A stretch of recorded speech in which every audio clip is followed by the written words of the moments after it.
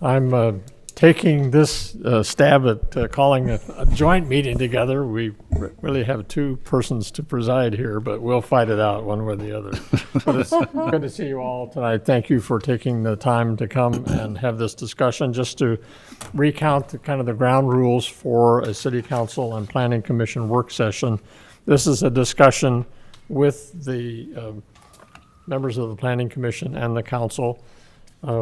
We are not taking public comment in this meeting, so please take note of that. If you want to communicate your point of view to us, please follow up with us by email or other ways. Call us. I think that's the best way for us to proceed. Mayor, may I Yes. ask a question? Will minutes be taken as required? Yes, absolutely. And this is being broadcast also live Okay. as well. Yes, Great, absolutely. thank you. So the topics for discussion is the first is the City of Seaside zoning policies regarding vacation rentals. And the second item is Planning Commission discussion regarding updating the City of Seaside comprehensive plan. I didn't warn him, but Jeff, would you talk to us starting off with regarding the zoning policies regarding vacation rentals and kind of where we are regarding that? Yeah, Mr. Mayor and City Council members of the Commission, thanks for having me out tonight again. I sent out a memo that shows our vacation rental inventory. We did have some difficulty on getting hard data and hard numbers as to what our actual inventory has been over the years, but the data sets that we were able to get kind of shows the sale of business license, the new applications that we've received since, I believe, 2010 is what we went back to. Looking at the current policies that were updated recently by the Planning Commission back in March, these are how we are operating now as far as permitting and intaking of applications for vacation rentals. The zoning ordinance is a separate entity in itself that lays out what the requirements are per our ordinance to permit these land use decisions. So I'm happy to answer any questions that you guys might have about the data or anything else that we might be able to answer for you. So for the public record, state again, currently, how many vacation rentals do we have on the books? When I did this count, it's changed. It's actually changed quite a bit in the last 2 weeks because Really? we had some vacation rentals drop out, and we've brought in some new applications. But we're right at about 320 to 325 vacation rental dwellings. The transient rental condos were about 55 of those, and those are Bridgeport, Bridgeport, the Seaside Beach Club, Whalers Point. And there's the Nicanicum Crossing right down here, right outside of downtown. I think those are our main condos that get permitted. Good. And then are B&Bs separate? Bed and breakfasts are identified separately in the ordinance. They are, as far as business licensing goes, they pay the same fees as vacation rental dwellings, but they are treated and identified separately in our zoning ordinance. They still go through a process to get permitted, including inspections, very similar to a vacation rental, but because their nature of being owner occupied, they are a little bit different. I believe we've got 6 or 7 operating bed and breakfasts in the city. Can I clarify that number with you? You said 325. Yes. And if I look at your report here, it showed for 2021 we sold 375. What caused 50 of them, which is a large percentage, to drop off since then? So this is where the data got difficult to filter through. These are the business licenses sold for 2021. So if a house was permitted as a vacation rental in January, buys their business license in January for 2021, and then that house sells in June and it gets permitted by a new owner, then that's another business license sold with the same address in that year. Okay, that makes sense. We weren't. My hope was to try to go back and say on March 1st of every year since 2010, give me the number of vacation rentals that we had on that day. We were unable with our data system to be able to pull that number out. That would have been a more accurate number to be able to see what the growth has been in the last 10 or 11 years. But these two data sets that we were able to get, the actual number of business licenses sold, and then we went back and looked at the new applications taken in each year since 2010. These were the most accurate numbers we could see that show what the growth in the vacation rental dwellings and transient rental condos has been. So Jeff, is the data system not working for you? What's making it so difficult? This is based on business licenses sold, and it's the business license system that's used for the city that has been used for years to be able to pull this data out. These numbers are constantly in flux. We had one property sell recently. That was 4 vacation rental permits on that property that are now gone and out of our system. It can't get re-permitted as a vacation rental based on new policies, so that's a loss of 4.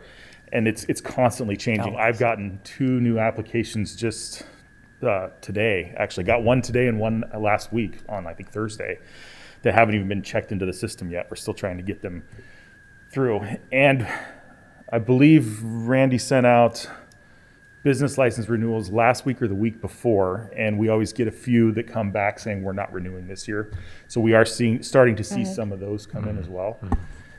With that number constantly changing, we have no way of pinpointing a date that says on this date in 2010, how many vacation rentals did we have total in our inventory? So you use Muni Revs, right? I do. Okay, and what is the city using, and are they compatible or not compatible? They're not compatible. The business license system is, I believe, the AS400. Yep. And that's just the system that the cities use to pull, to catalog and inventory the business licenses. So when you catalog and inventory the business licenses, you have different types of business licenses with Yes. a code? Is there a specific code for VRDs? There is a specific code based on lodging, and I don't know the ins and outs of that system because it's not a system I have access to or use. That would have to probably be answered by Mark or Randy. My understanding of it is there's different codes for different occupancies that charge different amounts based on a bed and breakfast, vacation rental dwelling, occupancy, or hotel motel, and it does separate those out. Sounds like we need to have a compatible system all the way across the board. Would help. Is there 2021, you know. is there a way that we can track the new VRD applications that are new applications for a house that was a VRD previously? Does that make sense? Because when we know that this one's been licensed before, and we at the planning commission we'd get that report that this is just a new owner that's looking to do the same thing. We get that. That specific data point is not tracked. The way for us to be able to get that number would be to go back through each approval for the last 10 years and get into the file and the decision and the staff reports to see if it listed as having previously been. Because that would give us an idea of what actual growth is of ones that haven't been a VRD before. Right, right. The big inconsistency then is that you've got your business licenses sold versus your VRDs that are just your VRDs.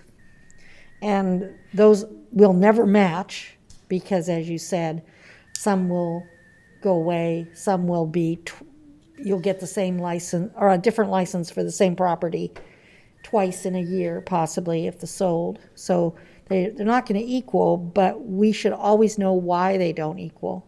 And I think it's just as important to know not only what David was saying, which VRDs have re-upped in the system, so to speak, by a new owner, versus how many brand new VRDs, houses that were never VRDs, are now VRDs. With some type of database, you should be able to pull up an address and see the complete history Yes. and cross-reference. Right, to be able to not just see if it was licensed before, but if the owner's name is the same. So if you could filter by owner's name and by address, then Because I think the Hopefully we goal can- is to be able to have an understanding when somebody comes to us and says, oh, we're just doing all kinds of VRD growth and everything is becoming a VRD, to be able to say, no, we added 3 last year. Exactly. Yeah, it is really hard to know what's happening with new applications if some of them are existing or have been operating that way. So if they were matched by address, maybe we could see, have an idea which ones truly are new to our town.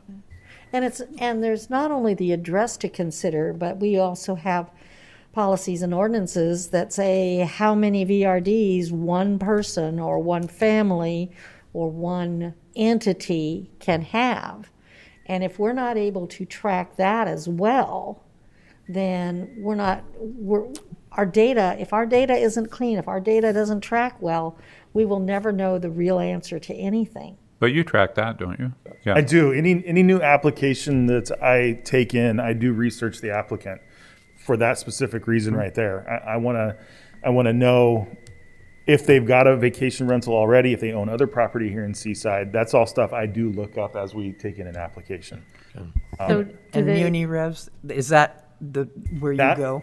That's my database for all the vacation rentals that we have. And because that database is still fairly new, the information in it doesn't let me go back and see what a specific address had in 2017. I would actually have to go into our land use filing cabinet and pull the actual paper file out to see what we've got there. Is that something that can be loaded in? Yeah, And it's I a can matter do of the- time? We can do the legwork to try to backtrack what we have or start going forward, tracking if it was previously a vacation rental. We can definitely do that. Good. so does that, And Jeff, I think Jeff makes sure that Come up to the mic. Sorry.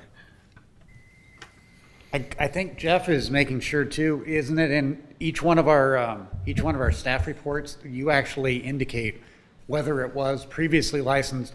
One of the things I don't think we have, because we don't really get our older land use files, we may be able to look at it and say, oh yeah, this was licensed back in 1996 or 98, but we don't know whether or not it's ceased being a vacation rental because that isn't in the file.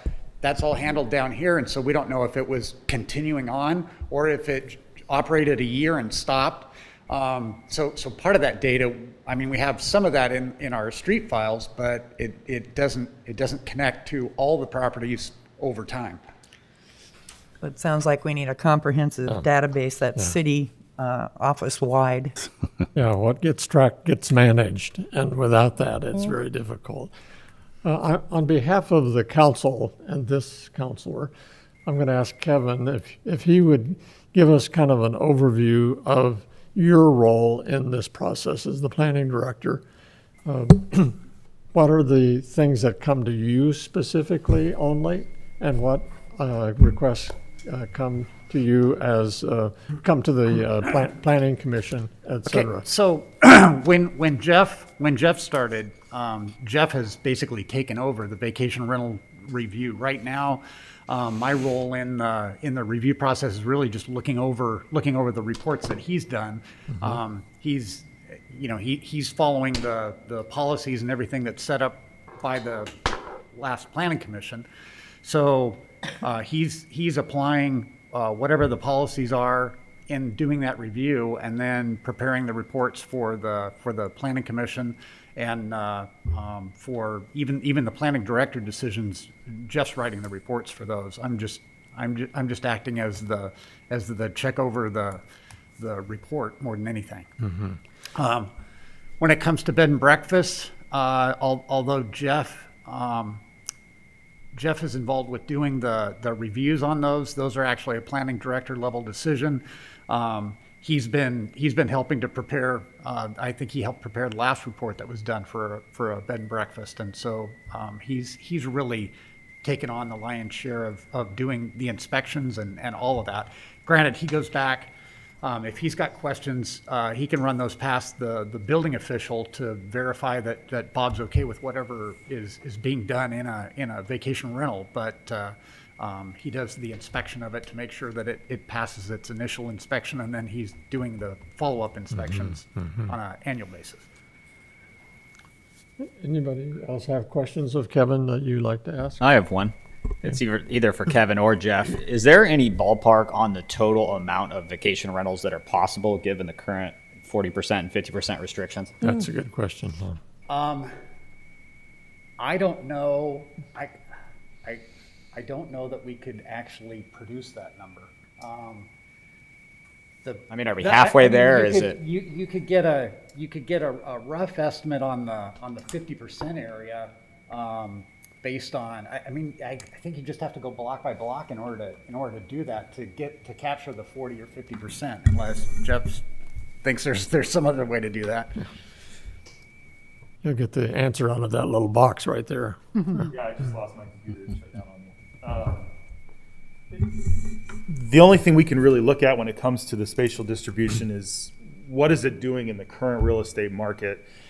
As a house comes for sale, is it affecting the sale of that property because it is over the density requirement?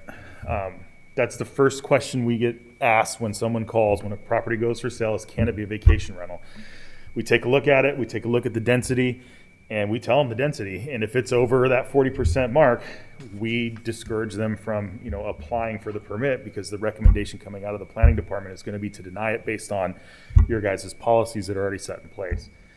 That would be why the planning commission doesn't see these either and have the opportunity to deny them, because the prospective buyers know up front as they're doing their research that this property is potentially not going to be approved.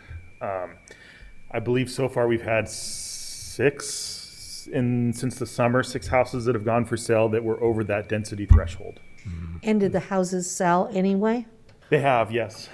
They have. They typically have sat on the market a little bit longer, and we have seen price reductions on some of them too because of that.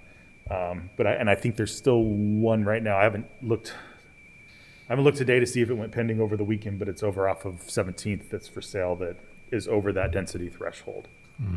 Jeff's actually doing a lot of pre-looking at houses and knows, once they're going up for sale, we'll get calls. It happens with even the properties that aren't in areas where they'll even be allowed.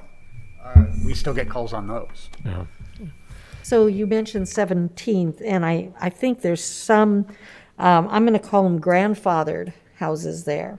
What I've heard is that when VRD licenses got, or licensing and rules changed some years ago, that those changes did not apply to some properties that were grandfathered in terms of being able to have on-street parking and more bedrooms, etc. Is that true or not?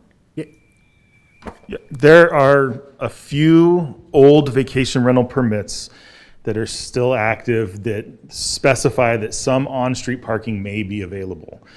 For the most part, I think we're down to 10 or 12 of those old permits left, and the majority of those have sufficient off-street parking.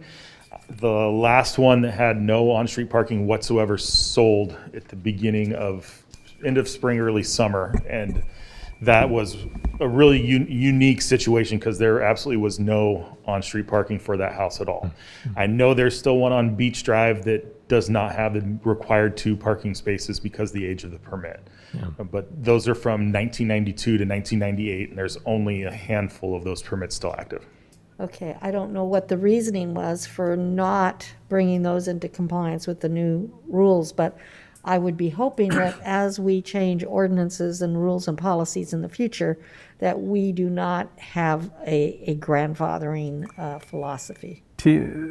Another example of one of those policies is the inspection policy. Their requirements when they got their permit in the past was once every 5 years. And then when we were bringing Jeff on, we had changed the policy to doing it annually. Well, the ones previously, their use of that property is just predicated on an every 5-year inspection. It's not done on a 1 year. Same with the parking. You wouldn't be able to take away that opportunity for them to use the property. I don't understand what you're saying. You'd be reducing their value of their house, because if they could no longer use it as a VRD, you would be responsible for, they could come after you. I don't think the theory is you couldn't use it as a VRD. You couldn't if there isn't parking. Rules. And because it leads to a lack of equity, and it leads to neighborhood dissatisfaction and complaints when they see that houses in their neighborhood, VRDs in their neighborhood, are less ruled. So if you had say a property that's under the 5,000 square foot requirement in order to build, and they have a house on it now, do you change that requirement as well and then have them demolish the house? Do we have those? Do we have properties that where a house is built on less than 5,000 square feet? Yes. Non-conforming uses. So what, I guess maybe what you're getting at, Tita, is there are, when you have changed ordinances, the big change to the VRD ordinance was in the year 2000. Before we started with the policies, I mean, the policies have changed how we do the review, but you're still dealing with a conditionally permitted use. And so the decision that the Planning Commission made in, I don't know, in 2000, that decision, if you're going to change the provisions in the ordinance that say, oh, well, you know, now we're going to do this differently, or you just change a policy on it, that decision that's the decision that you made at the time, and it applies to that property. And so what we're getting now is through attrition, you know, when that license goes away, then they're getting subjected to all of the new requirements. But it's like if you granted a conditional use permit for a church, and then you changed how churches were going to be done, you couldn't go back and tell the church, oh, you know, you're going to lose these seats or whatever. It's maybe not a great example, but that's. No, it's a good example. Okay. Yeah. That's what you've got is when you made the decision, you gave them, you formally made a decision and you said, okay, these are the rules you're going to live by. And then you can't unmake that decision by changing the ordinance. You don't change the decision that you already made. Yeah. No, I would kind of liken that type of thing to the ADA requirements and how they've changed over the years. And those are somewhat grandfathered, but if you make changes to a certain percentage of your occupancy space, then you have to bring your space into compliance with current regulations. So do we have those triggers, or should we build those triggers in so that, you know, somebody's house that has a completely different set of rules than everybody else's over the years isn't able to keep it because the ownership is in a trust, which isn't necessarily the same owner, but the ownership is a trust. So the people are changing behind the trust, but the ownership hasn't changed.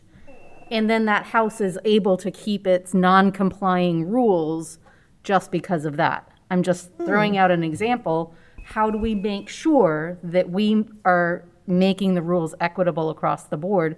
Because certainly that house has to do updates and improvements over the years. How do we then bring it into compliance? And right now, if they go in under the policies that the Planning Commission established, well, in fact, under the ordinance itself, if someone comes in and they say, you know, we're going to convert our garage into living space, they're back for review again. It's right there. yeah. So, and then in that case, they need to bring it into current compliance. Any physical change. Any physical change. Yeah, so if they wanted to change the building. occupancy from 7 to 8 or 8, 7 to 9, they would have to go back through review and have to comply with the new rules. In fact, The rules only regarding that element or all of the rules? Completely. I just It would want to have to make be sure re-reviewed. so that, Start over point is Yeah, all the rules. Yeah. okay. Yeah. The only thing that doesn't, according to current policy and practice, what that doesn't affect is the density surrounding it. So if someone was going to improve their house, they would come back under the Planning Commission for review, be up under the new requirements and new policies, but it doesn't take away their ability to vacation rent if the density was to change to something lower than what they're currently at as a threshold. My comment, I wanted to go back to Seth's excellent question about density. One of the discussion items that we've been having is, do we have too many vacation rentals? Do we need to consider putting a cap on them, or do we need to consider a moratorium on them? And I think if we're coming close to being at our maximum level in the two different density areas, that makes that discussion rather moot. And I think it would be good to know, if we don't know it tonight, to find out how many more can we tolerate in these density areas on an average, and whether do we need to consider other steps. So I was just gonna say on that, Mayor, that was exactly my point. I mean, if we can have, let's say, 1,500 total potentially in our city, and we're at 350, then we might need to consider a cap. But if our total possible is 400, then that's a whole different story. So if we could get some kind of estimate, I think that would help us. Randy? If you take it, I don't think that density and maximizing our density is really what should set the number for that we want to reach or we want to not exceed in terms of vacation rentals. We plucked that number out of the air for 40%, 50%. I wouldn't say we plucked it out of the air. Well, That was, Randy and I and Kevin had a long talk about what kind of number to work with when we changed it. Well, it was 2 years ago, right, Randy? Yep. Yeah. I was on the planning commission Right. as well. And that's when Kevin suggested we do the 40 and the 50 and, for the and two different on types. what basis was that determined? The 40 was kind of using the policies in the comp plan and saying, in a medium density residential zone, aside from the areas that were identified as being more or less the waterfront properties in Seaside, or the oceanfront properties in Seaside, the 40% was intended to be so that you would never say the majority of the houses within the affected area are vacation rentals. And so the 40% kind of sets the, it doesn't say 50, it's 40 in most of the R2 and R3 zones.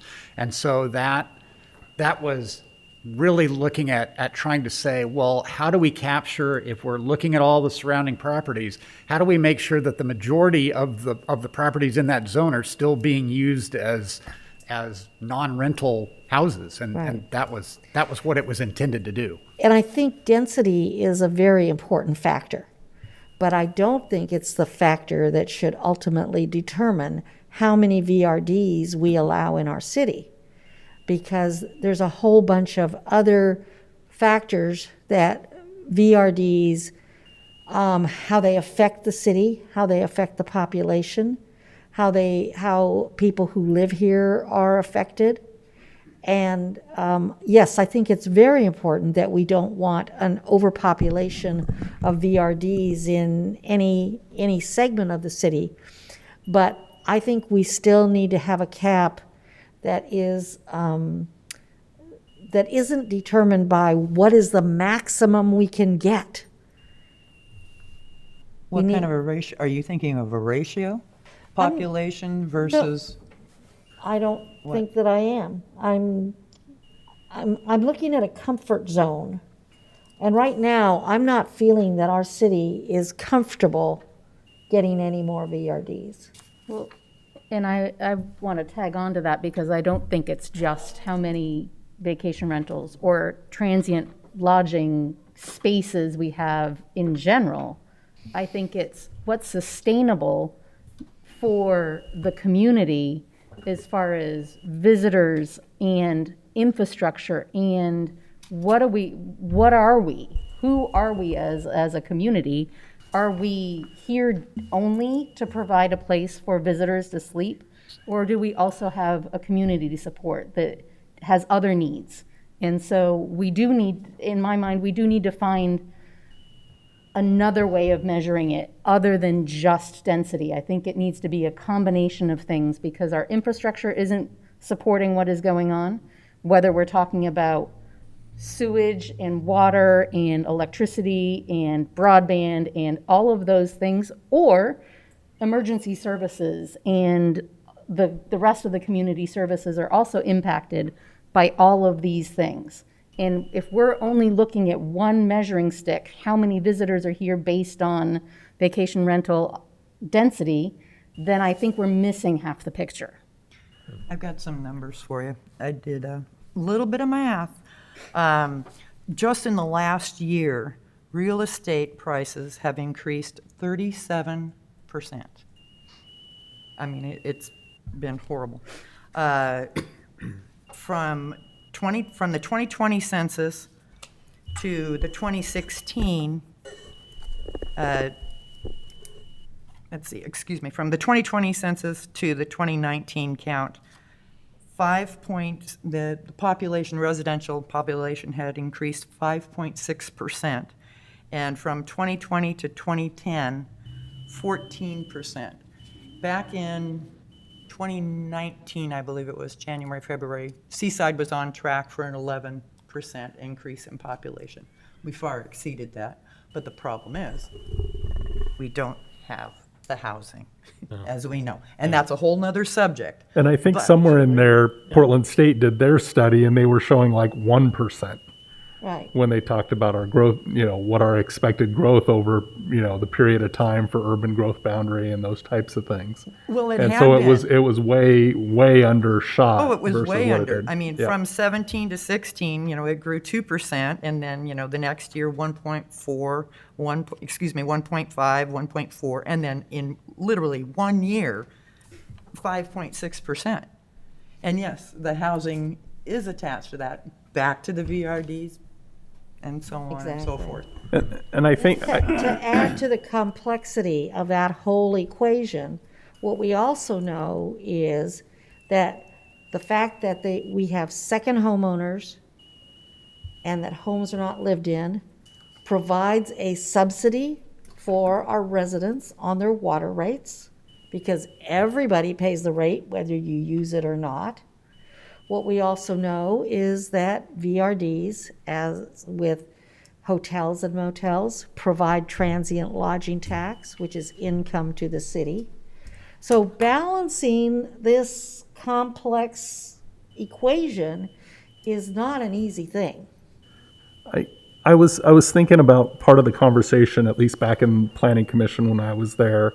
It was the concern that vacation rentals were reducing the amount of supply for workforce housing that was out there. And so I was trying to think of, okay, if we've got a density percentage, and then if we figured out some sort of a square footage per bedroom, because we know that a house that's 3,000 square feet with 3 bedrooms probably isn't going to be workforce housing. It's going to be way outside of the cost structure.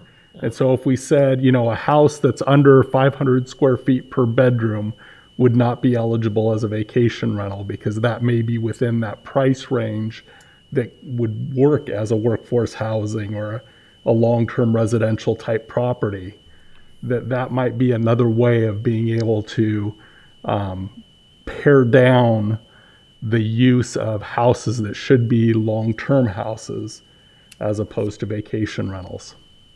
So just another thought out there. I would also say that, in order to create a sustainable community, looking at a cap for how many transient lodging rooms we want to have or beds we want to be able to have in our community may be a good idea. It isn't always a matter of making room for more. Sometimes it's making less room for better. And so, it just changes how that business model works rather than quantity. We're developing an experience for those that plan to come here rather than a free-for-all. Right now in Seaside, my guess is that we have close to 100 hotel beds in planning or under construction, and how that's going to impact the VRD business and the availability of housing. I think all of those things are a factor. I'd like to hear from Randy and Chris in terms of your perspective, again, the whole issue. Randy? Well, I like to relate back to the housing study and the things identified in there. Yeah, that's good. And for the people that want continued growth, with especially vacation rentals, okay, start adding up. I don't know. Do you know how many hotel motel rooms? I don't have that number. Okay, no. so It's about 1,300. 1,500? 13 to 1,400. Then we start adding in the condos and BBRs. Pretty soon, there's going to be a point where who services all these, and how are you housing those people that you expect to work in them, and which creates a bidding war, which drives the price of those up, which artificially inflates all the prices for lodging in our town, and ultimately could harm our ability to stay competitive with other places on the coast. So I think that's one part of it. The other is, has already been mentioned, the loss of affordable housing to entry-level families, and a lot of those are gone. They'll never return because they were bought at a certain price, remodeled, fixed, and upgraded so they could be rented. So it's a big loss, and it's going to be really tough to ever replace those. So when we're considering the number of rooms that'll be added with the building that's going on now, I'm unsure of how the service industry is going to keep up with that.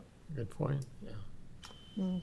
Chris, your That's comments? a big concern. Yeah, your comments? Yeah, I haven't had a whole lot of time to think about this problem, but coming from Carmel, which started out similar to what Seaside was, when I was raised there, didn't have all of the stuff it has today, but historically, they had the same issues. And what changed everything was the fact that everybody wanted to live in Carmel or go there. So what happened is the value of everything shot up so far that nobody could afford to stay in Carmel anymore, except the wealthy. And they didn't want to rent their homes out. They bought them for themselves. So they don't have a vacation issue to deal with like we do here, because we're still affordable.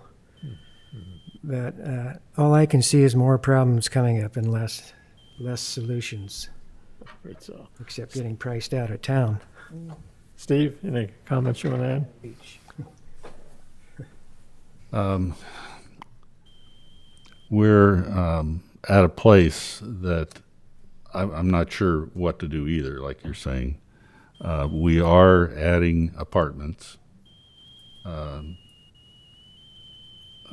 Somewhere around 200 are in the works. The issue, it's a good idea to, if you limited the size of a place that could end up being a vacation rental, the problem is those will be snapped up, I think, by out-of-town buyers as vacation homes. Because theoretically, it would be a lower price. Yeah, I don't know how you're going to control that. And you cannot control that. You're out of luck. And I can speak from experience because that's how I ended up here. And, the house I bought was specifically a less pricey house because I already had a really nice house in Gresham. So there's no real answer. I think what we did a couple of years ago, trying to put something else in place to tamp it down is probably a good idea. The question would be what it would be. Specifying a actual cap, I think, is probably not the way to do it. We probably should look at other options. The 40%, like I said before, was, I think, a good option, and it's already turning people away. And the places where there's still 40% available maybe are the places that have higher rents or higher prices, not rents. If you could study that, that would be great. But the problem, these are only two guys right here. Yeah. And they don't have, they have a lot of other things to do. Keep in mind that Jeff's only been here not quite 2 years yet. Yeah, about a year and a half. Year and a half. So, and he had the software system for maybe a year total. Yeah. Yes. Okay. So give him a break. Okay. He has done a tremendous Oh, he's done a job. great And job. what he has done for the very short time he's been here. I know what it's like to go through conversions and set up new software. And it's at least 3 to 4 years before you can get really good data out of it. You may have to get with Mark or go through your boss there to figure out if you can just get some temporary help in to try to see if you can get this old data somehow into your system. That would be great. And then figure out how you can download from the legacy system from the city. Out of the big pile of information that we were talking about and asking for, I would just love to know how, at least in 2021, how many new non-previous VRDs we added to the pile. Yeah, that's going to be about, 35, 40 files to go through. That's manageable. We can definitely pull that number out for 2021. But it should also be then the ones that are no longer, that he could hopefully figure out, are these people are just dropping out of the market altogether. It's just going to be probably a second home. That's also a very easy number to find out. The system actually tracks that. When I close down an account, Right. I can pull a report of all the closed accounts for this year. So, we'll get that data. We just don't have it right now. Right now, yeah. I don't feel that our frustration is with Kevin or Jeff. No. I think what I felt was our frustration was with the lack of a data system that is workable. And part of the reason that we don't have that data system is we are paying more attention over the past few years over what we want to do and what we think we should do. And as we went around this table, and the extra table, we heard a lot of different ideas. And every one of those ideas takes some fleshing out, takes some research. Bringing the data system up to snuff takes some time. And I think what we need to do is we need a pause. And moratorium to me is a pause. That we stop providing any more VRD licenses or permits for a period of time so that we can look at every one of these different options, see what we think is going to work, see what works for other places, see what we need in our data system so that we can turn it back on when we've got the answers. Because you know that thing, stop the world, I want to get off? Well, that's the only way you do it. We can't keep bringing on more VRDs and think that we're going to figure out how we're going to do something in 2 years.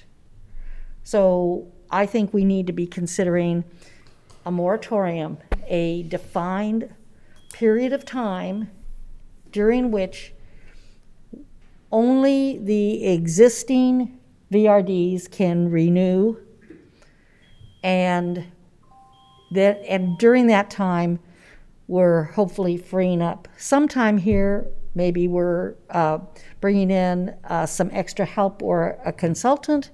We're doing what we need to do to bring our VRD system into a reasonable format, is what I'll say. I think I think Dan is going to tell you that's going to be difficult for you to do, and the reason is you have an adopted zoning ordinance and it has listed uses. The only way that I could see that you could do that is to just deny every request.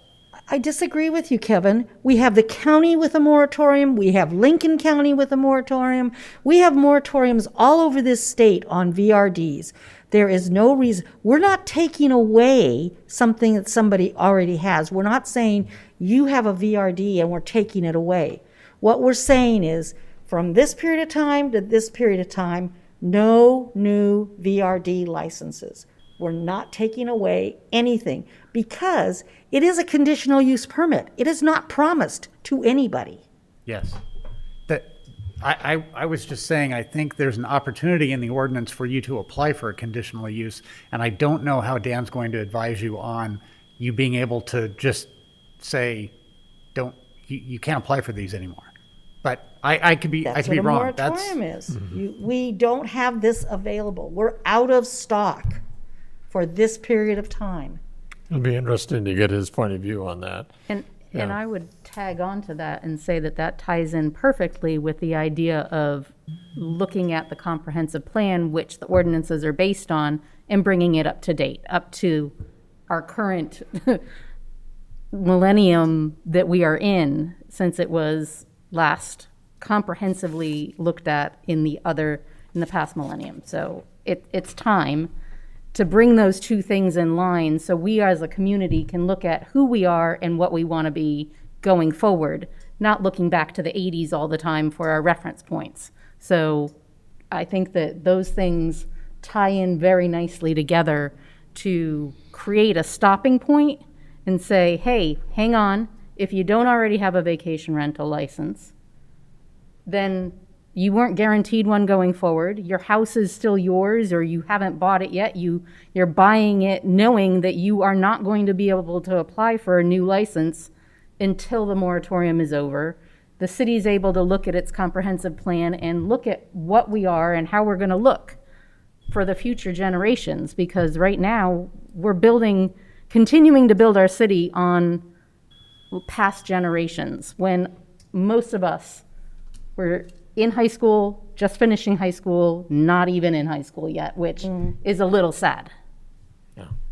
And as far as the moratorium part of it, if you want a vacation rental, we can put you on the waiting list for when the moratorium gets over. Any other comments about a moratorium? The only way I would support a moratorium is if we had a very clear and concise way that we will know that we are done with our moratorium. It's not there would have to be certain guideposts and milestones that we hit in order for it to end, with a clear roadmap of how we're going to get to that point. Because just throwing a thing, we're going to stop it and then we're going to drag our feet until we don't have any more. A strategy and an end point. Absolutely. Exactly. Have a deadline. Yes. You want to talk a little bit about the updating of the city comprehensive plan? Madam Chair, you want to introduce that? Then we'll come back to this. Man, oh man, Kathy, you were so right on. 1996. And the majority of it in the 80s. 25 years. Oh, I know. I read through this several times, and I really had to flip the pages a couple times. Say, really? Right. Really? Yeah, there are quite a few things in there. Just not talking about the spelling errors, but whatever. I do have a question. In the introduction of the comp plan, there's something that's referred to as a background report. What is that? When the city's comprehensive plan was done, they actually they had another document that provided information, and so I don't know if in our planning files if I even have a good quality copy of the background report, but it's referenced in there. But it wasn't incorporated into the plan, so it didn't get rolled into What it. was the gist of the background report? I mean, just how things are doing at that point in time? I believe so. Okay. I think it was. I believe it was trying to give you feedback on what had taken place in the city more, and just that's all it was doing is saying, well, here's our plan, but here's where we maybe came from as far as what information they were using to support the development of the comp plan. Got it. Temperature of progress. Alrighty. In 4.0, I mean, I'm just going to go through my notes that I took. In 4.0 under housing, and I know that we have a current housing committee, if I shall use the term, Steve. But the study in the comp plan, was done in 1980. We have one that is from 2019, so, that probably needs to be updated at least in there. And I'm not even going to necessarily touch base what's what's in that comp plan, except there's a ratio. There is a ratio of, anyway, I'll just continue. Let's see, the bypass, is that still viable? That's 8.0, that's in there still. I know that then in 8.3 dunes and 12.0 4 dune management plan, it talks about the sand the sand height of it promises a beautiful, majestic view from the prom. Well, if you go anywhere from Broadway to 12th, you don't even see the ocean. So, We're supposed to be getting a dunes management plan. right, That has, That's going to be on your next agenda. hooray. deal, hooray. Let's see, I know there was one thing about the parks versus the population ratio, 9.1. 2 acres per 1,000 residents. So we should have 14 parks according to 2021. But that goes back to, and I don't know where I wrote this note, so I'm gonna have to do it from memory. I'm sorry.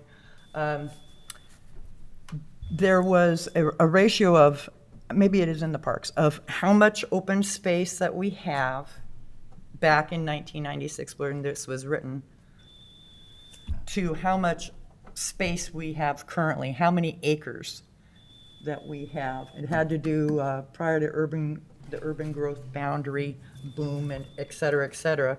And the reason I had written it down because it, everything's a domino effect.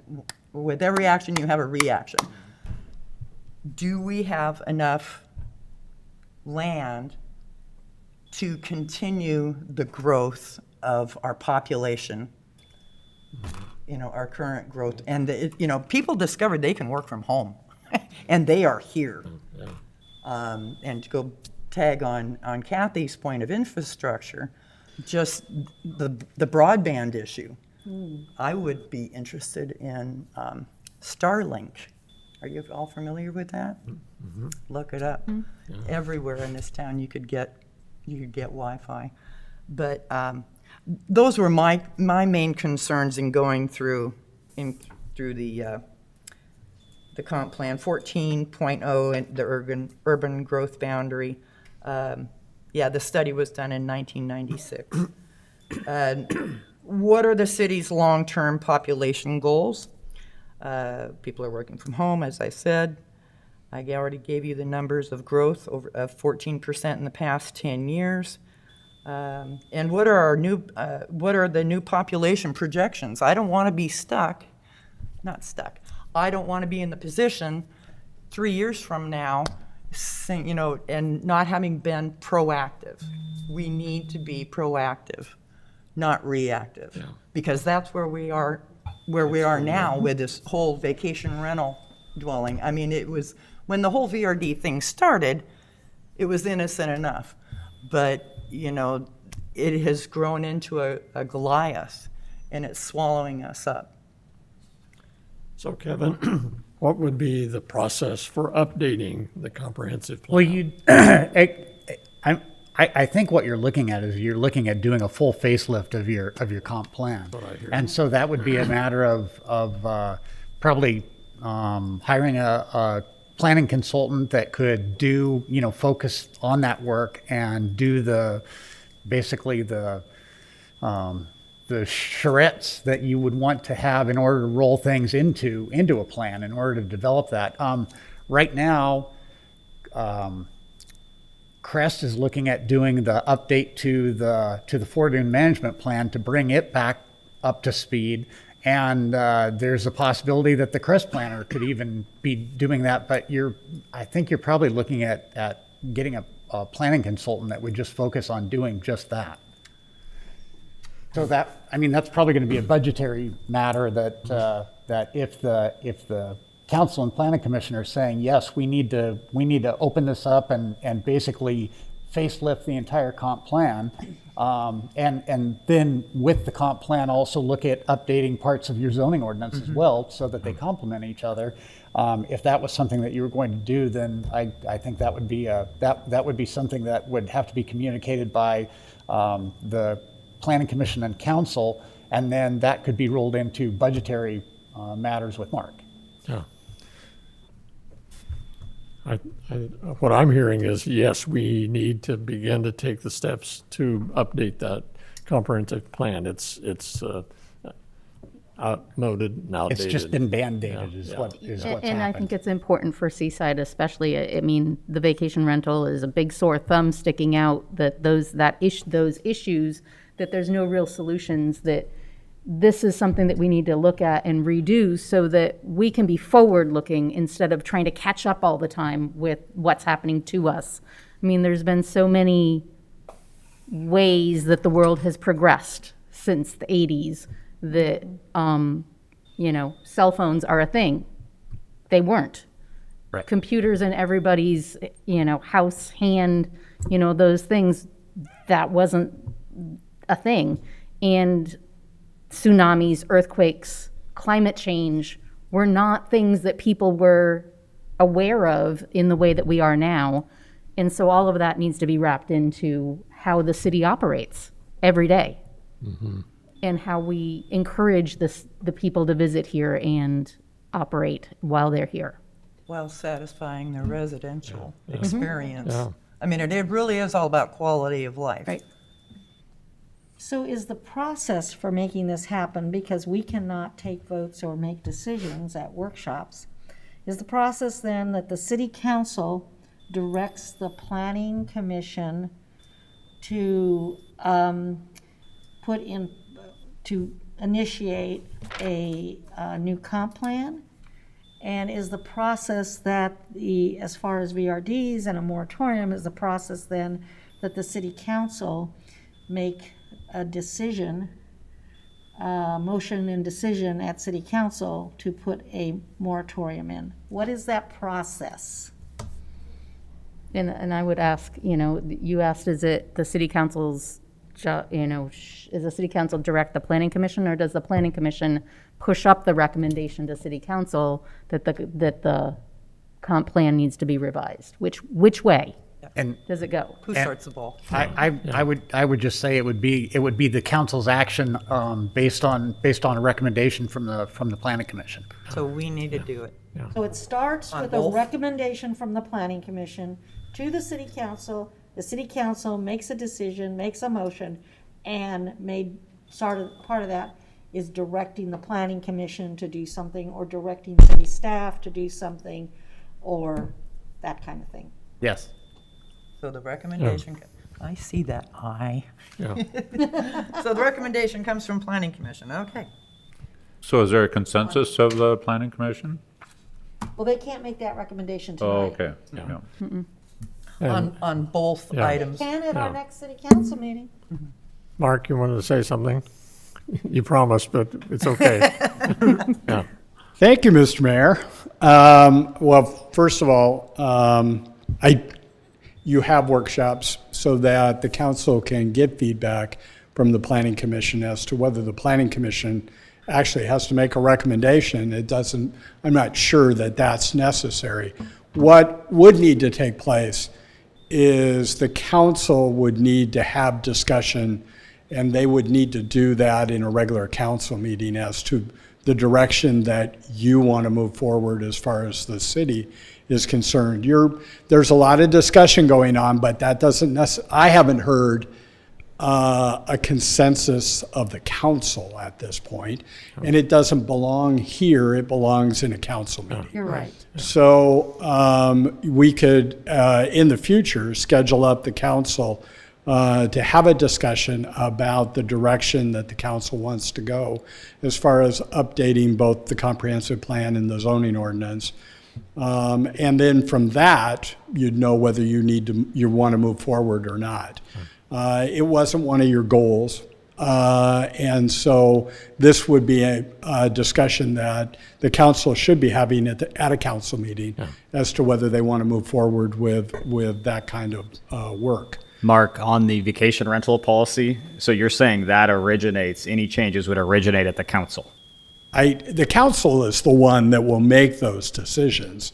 We'd want The planning commission, advice from the you. planning commission certainly can make recommendations to the council. That's in the purview of the planning commission, but I don't think the council needs to wait for the planning commission to make recommendations to them. That's why this discussion is taking place. I think that they've heard from the planning commission, and the council's free to go ahead and move however they want to go ahead and move.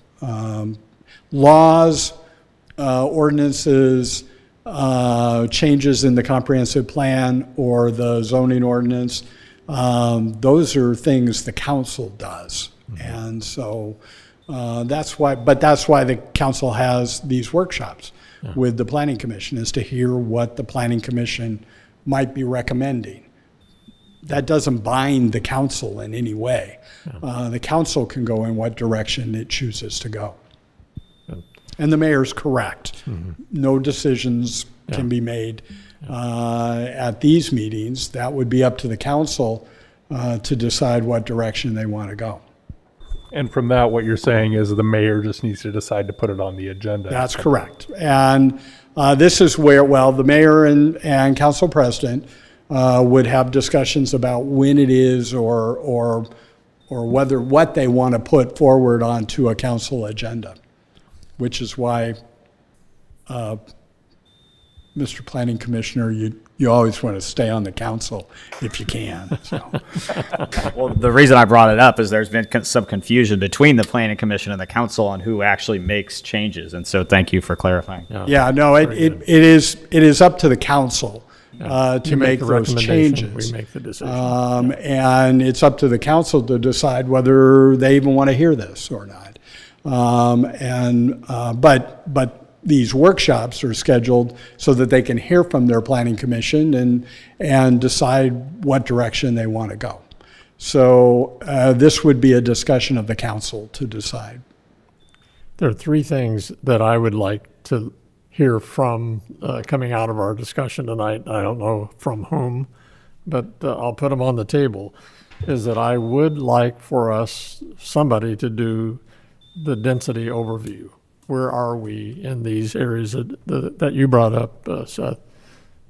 So that we can know how close we are to being at 100% in each of those areas. I think that's important information to know. I'd like for someone to tell us what are the steps that we would take or need to take if we were to create a moratorium in terms of the city attorney's opinion, in terms of how other communities are doing this, have implemented it, so that we can make a decision about this based on good, solid ground. And then the third thing is that I'd like to hear more about what we need to do to update our data system, because we can't make good decisions if we don't have good data. And that's part of what Jeff has brought on with the work that you brought on with the new software. And we know you're still trying to figure all that out. But I'd like to see us put in a process where we can amalgamate all the old data into the new data system, and how we can get that done. Do we need someone to come in and help with that so that we can make good decisions based on data? Or a whole new system. Yeah, or maybe a whole new system, yeah. If I could, I think some of what you're asking for requires, I'm going to say, more professional expertise than we might have in this room.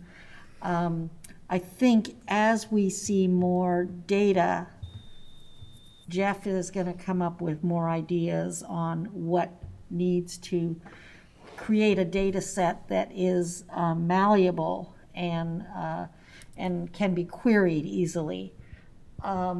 I would say that to figure out about a moratorium, that it would be my suggestion that we look to the League of Oregon Cities and legal counsel there. And I would, I'd be very happy to call and see, A, if they have some answers, and B, whether they would want to refer us on to someone else. Okay, that'd be good, good. Those are my 3 items. Anybody else have an additional item they want to throw on the pile? I don't think the first one. Was the first one responded to? The first one was the density overview. Yeah, so It- gotta it- find somebody who knows how to do that. Yeah, when we're talking about that density overview, I just know in past when we discussed it and we're talking about having a cap and whatnot in planning commission, the determination of density is every 100 feet from a residence. So you'd actually need to do that from every particular piece of property. Oh, man. So it is an extremely tedious and overwhelming proposal. If the goal is to find out what is the likelihood, I mean, it was very similar to when we were talking about ADUs and saying, okay, how many ADUs could we add to the population? Well, 47 or 84, I mean, does it matter if nobody's going to be using it? And so the question is, what is our goal by putting the cap? Is the goal to reduce the number of VRDs that we're adding to the population?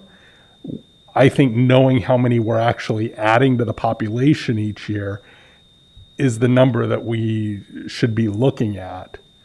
Because if we're only adding 5 or 6 a year because of density issues and number of applications that we're denying or telling that they can't do it, then we may be getting the effect that we're trying to get anyway, just without having, an exact number in place.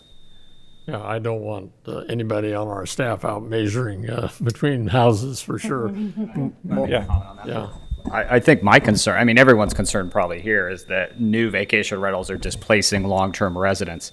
And I don't know if the old data necessarily matters as far as how many people each month or year are going to VRDs, because what's happening is it's now a business model to open up VRDs, and people are searching out cities like ours. And I think the original intent of the VRD law was to have folks that have these vacation rentals in their family for years and years and years, and they, need the ability or like the ability to rent them out to help cover their mortgage payment so they can keep them in the family. I think that was the point of the law, but now it's turning more into a business model. So my concern is that the growth of VRDs is going to accelerate. So that's why I think it's important to have that number of how many are possible. Do you think that that's an issue when we've put the limit to 1 per person, business, whatever it happens to be, where they're only allowed to have 1, where that limitation wasn't in place in the past? Well, if I could add something on that, if you get a big company enlisting the help of all the owners, say, for example, Vacasa, and they've all got this standing order out there that we will, we'll pay you this and we'll do that. So you have one company running however many vacation rental businesses. So they're running a business with all these investors technically. And so that's that. I think part of that is it's cut into the local people managing, and it's provided sort of a business model, like Seth said, that didn't used to exist. I think the 1 per person or per family is good, and I think that'll slow it down. But I think new people are going to seek out our area strictly to have a VRD here, not because they want a vacation home and they want to be able to rent it part-time. And I have a question on that 1 person per vacation rental. So if I start a LLC that is Sunshine LLC, and I buy 1 house, and then I buy another house under Moonshine LLC, am I a different owner? No. What I'm looking at when I see an LLC on the application or on the Clatsop County tax records for a property, I pull up the LLC, who are the owners of the LLC. Now, tracking that becomes a little more difficult as LLCs sell, and there could be multiple people involved. But the way we've... Register my LLCs through my attorney, then how do you know who? The registered agent would be the attorney that actually sets up the LLC. You would still be the manager or the managing owner of that LLC. So 1 law firm could only have 1 vacation rental in Seaside?